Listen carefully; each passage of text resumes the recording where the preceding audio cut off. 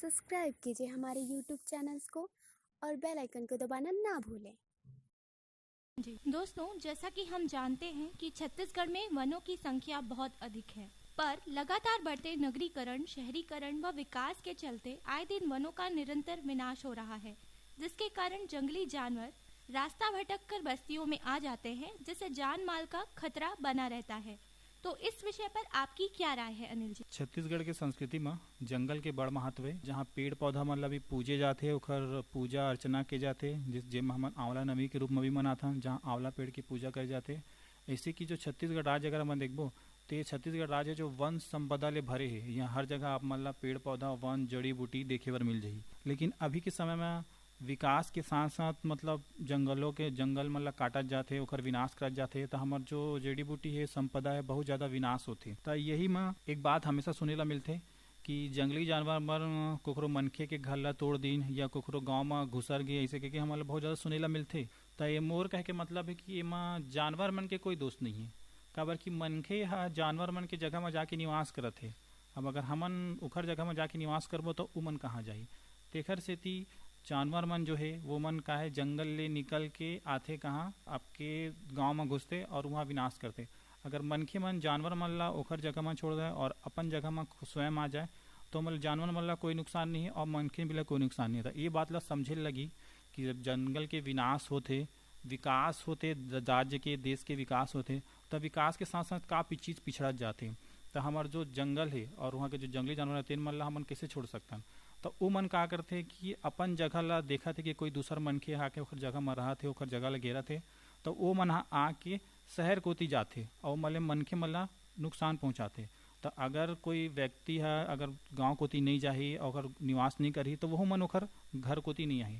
तो वो तो कहे के बात है कि कोई भी अगर आपके घर अंदर जाए घुसरी तो आप ओला भगाओ चे, तो वही जानवर मन करते कि अगर आप जंगल में जाके निवास करूँ तो आपने नुकसान पहुंचाइए। तो हमन ला ये सोचे और समझे के बात है कि हमन जंगल में जाके निवास नहीं करन और जो पेड़ पौधा ला हमन काटा था जो बहुत ज़्यादा नुकसान पहुंचाथन तो ओखले दूर रहना, ताकि हमारे जो जंगल संपदा है वो विकसित रहे और हमारे राज्य के विकास भी धीरे धीरे बढ़त रहे। अनिल जी, जैसा कि हमने अपने शुरुआती बातचीत में बात की थी देवी देवताओं की, तो छत्तीसगढ़ में पेड़ पौधों को लेकर भी बहुत महत्व है और कुछ लोग पेड़ पौधों की भी पूजा करते हैं। तो इस विषय में आप क्या राय रखते हैं? छत्तीसगढ़ में जैसे कि हम बात कर रहे हैं कि देवता धामी के बड़ महत्व है, तो देवता धामी में हमारे ऐसे पेड़ पौधा भी मन भी आते जो ला मन पूजे जाते हैं।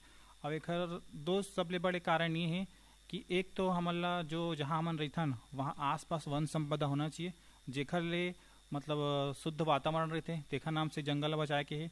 और दूसरा ये है कि जड़ी बूटी, छत्तीसगढ़ में जड़ी बूटी के बड़ महत्व है कि हमन अगर कोई भी बीमारी व्यक्ति ला होते, कोई भी बीमारी होते तो बीमारी ला दूर करे बर कोई भी जड़ी बूटी का उपयोग कर सकता है। लेकिन हमारा आज के ज़माने में जड़ी बूटी के मालूम नहीं है, लेकिन पहले वो जड़ी बूटी के बहुत ज़्यादा विकास रहा है, महत्व रहा है।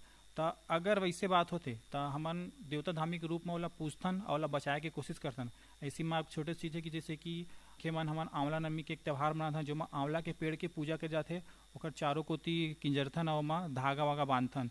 तो वो एक तो कहे वाले बात है कि हमन पूजा करथन, लेकिन पेड़ पौधा के पूजा पाठ काबर करथन। पेड़ पौधे के पूजा पाठ करे के मतलब है कि ओला अपन आराध्य देवी देवा मानथन, ओला बचाए के कोशिश करथन, ताकि आगे चल के अगर हम विकास होते तो पेड़ पौधा के विकास होए और जो वन संपदा है ओला कोई नुकसान मत पहुंचावे। एक हम ओला पूजा करे के कोशिश करथन, ओला मानते। अनिल जी, जानकारीपूर्ण बातें तो हो गई, पर क्या आप छत्तीसगढ़ की संस्कृति के ऊपर कोई कविता अपने साथ लेकर आए हैं? जी हाँ, मैं छत्तीसगढ़ी का लेखक कवि हूँ, तो छत्तीसगढ़ की संस्कृति और छत्तीसगढ़ की बोली भाषा के लिए हमेशा मैं कविताएं लिखते रहता हूँ और लोगों को जागरूक करते रहता हूँ। तो उसी में मेरी एक कविता है जो मैं आप लोगों के सामने प्रस्तुत करना चाह रहा हूँ, आप लोग सुनिएगा। जी। मोर भुइयाँ के गुणगान। छत्तीसगढ़ी संस्कृति में हमारी जो भुइयाँ जिसको हम महतारी के रूप में बहुत ज़्यादा पूछते हैं, तो उसके ऊपर मैं आप लोगों को कविता सुनाता हूँ। मोर भुइयाँ है महान, करथौं जी एखर में गुणगान, यही माटी में जन्मे हव मैं, करथौं जी एखर गुणगान। लहर लहर लहरावत पुरवैया, करथे एखर बखान, सुग्घर महकत है चमकत है मोर खेत खलियान। सोन के चिड़ैया कइथे जेला, बढ़ाथे जी एखर शान, छत्तीसगढ़ के भुइयाँ है महान, छत्तीसगढ़ के भुइयाँ है महान। मोती कस जिहाँ दिखथे माटी, छत्तीसगढ़ ओखर नाव, बिहनिया ले चमकत है सूरज की लाली, मोर भुइयाँ है महान। मया के जिम्मा भरे है मधुरस, वही छत्तीसगढ़ दाई के करथौं मैं बखान, यही भुइयाँ में जन्मे हौ जी मैं, मोर छत्तीसगढ़ है महान।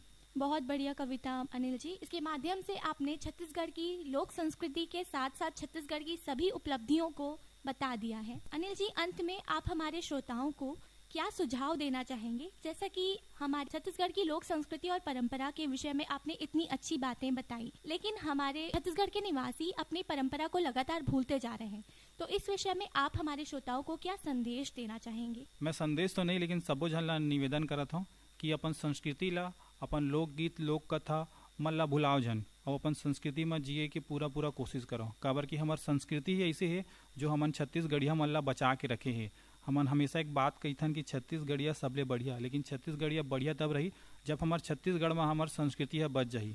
तो जितना भी हमारे छत्तीसगढ़ के युवा है उमन ले मोर निवेदन है कि अपन छत्तीसगढ़ी संस्कृति ला बचा के रखा और अपन छत्तीसगढ़ी संस्कृति में बहुत महत्वपूर्ण ओखर जो बात है उमन ला ध्यान से सुनो गुनाओ और अपन छत्तीसगढ़ी मातारी की सेवा करो और बहुत ओखर जितना भी हो सकते छत्तीसगढ़ी बोली छत्तीसगढ़ी भाषा के विकास करो और जितना हो सके अगर आप मतलब बनते तो अपन छत्तीसगढ़ी भाषा में गोठिया और छत्तीसगढ़ी भाषा में एक दूसरे से बात करो। जय जोहार, जय छत्तीसगढ़। अंत में अनिल जी, आपका स्टूडियो में आने के लिए और इतनी अच्छी जानकारी हमारे श्रोताओं के साथ साझा करने के लिए बहुत बहुत धन्यवाद।